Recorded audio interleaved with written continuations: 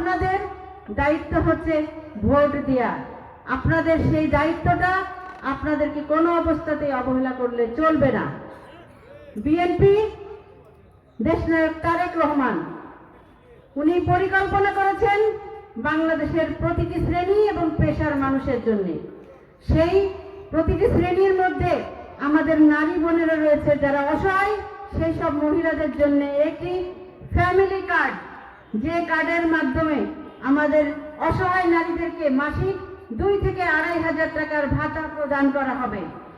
আমাদের কৃষক ভাইদের জন্য কৃষক কার্ডের ব্যবস্থা, সেই কৃষক কার্ডের মাধ্যমে কৃষি সংক্রান্ত যাবতীয় তাদের সুবিধা প্রদান করা হবে।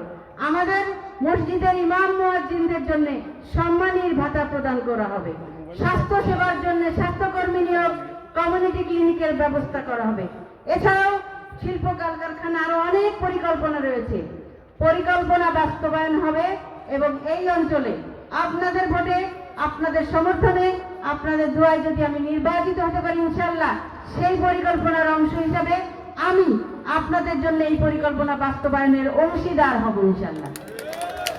আপনাদের ভোটে সারা বাংলাদেশের মানুষ বিএনপিকে বিজয়ী করলে দেশনায়ক তারেক রহমান বাংলাদেশের প্রধানমন্ত্রী হবেন ইনশাআল্লাহ। সেই সময় উনি যে পরিকল্পনা দিয়েছেন সেই পরিকল্পনা উনি বাস্তবায়ন করবেন। সুতরাং বিএনপি হচ্ছে উন্নয়নের বিশ্বাস করে এবং আপনারা যেটা অতীতে দেখেছেন ইলিয়াস আলীকে ভোট দিয়ে। আরেকটি কথা, আমরা বিএনপি আমরা কখনো প্রতিশোধের রাজনীতিতে বিশ্বাস করি না।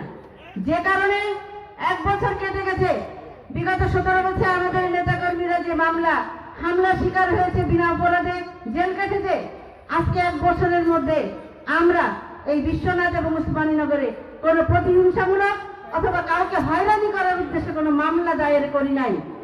সুতরাং আপনাদেরকে আস্থা রাখতে হবে, বিশ্বাস রাখতে হবে। বিএনপি উন্নয়নে বিশ্বাস করে, বিএনপি শান্তিতে বিশ্বাস করে এবং আপনাদের দায়িত্ব হচ্ছে ভোট। সেই ভোটটা আগামী 12 তারিখ দীর্ঘ প্রত্যাশিত যে অধিকার আপনাদের কাছ থেকে নিয়ে নেওয়া হয়েছিল, যে অধিকার আপনাদের দীর্ঘদিন ধরে, সেই ভোটগুলো চুরি হয়েছে, কখনো ডাকাতি হয়েছে, কখনো বা বিনা ভোটে মানুষ নির্বাচিত হয়েছে, সেই ভোট আজকে সমাগত। সেই ভোটকে কোনো অবস্থাতে খাটো করে দেখলে হবে না। অনেকেই বলছেন আমরা তো পাস হয়ে যাব, অনেকেই বলছেন আমাদের তো বেশি কাজ করা লাগবে না, কষ্ট করা লাগবে না, পাস হয়ে যাব। কিন্তু চেষ্টা ছাড়া কখনোই কোনো সাফল্য অর্জন করা যায় না, কখনোই কোনো বিজয় অর্জন করা যায় না। আপনাদেরকে যারা এখানে উপস্থিত হয়েছেন, যারা উপস্থিত হন নাই, আপনাদের মাধ্যমে তাদের কাছে আমার সালাম পৌঁছে দিবেন এবং আপনারা আপনাদের বাড়ির সমস্ত সদস্য, প্রতিবেশী এবং পাড়ার সবাইকে নিয়ে 12 তারিখ সকালে ভোট সেন্টারে আসবেন এবং ভোট দেবেন। ভোটের ফলাফল নিয়ে শেষ পর্যন্ত ভোটের ফলাফল নিয়ে আপনারা সেন্টার ত্যাগ করবেন।